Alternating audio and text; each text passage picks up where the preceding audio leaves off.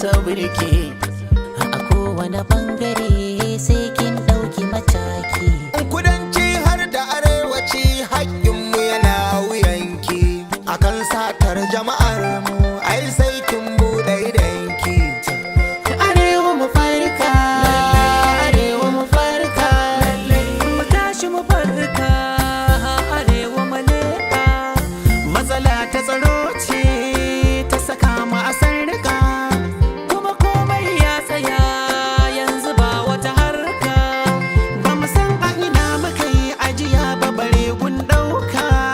Malamai fastoci kuna da rawar takawa, musulmai har kiristoci ba bambantawa.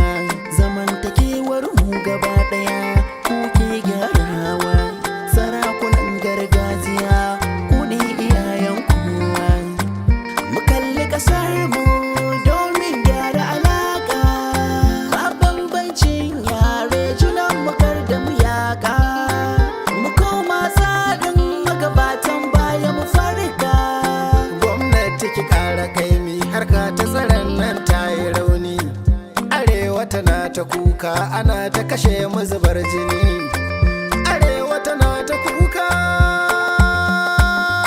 ana ta kashe mu zubar jini. Yara har da mata, arewa ina makoma. Ɗaliban makaranta an ɗauke waɗansu suma. Mu arewa ina makoma, shin arewa ina makoma.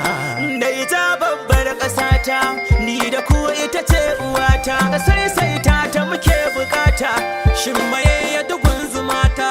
Rayukan mu ake farauta, to ku zo mu wakan mu gata.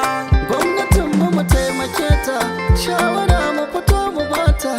Mu yabawa ƙoƙarinta, haka shi ina ga ya kamata domin samun makoma.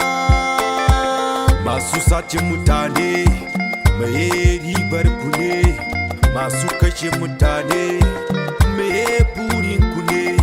Kai da kake gefe kana ba da umarni mai burin ta ne, kana yi kana sane, kai ma kasar ka ne, zai shafi iyalinka ne.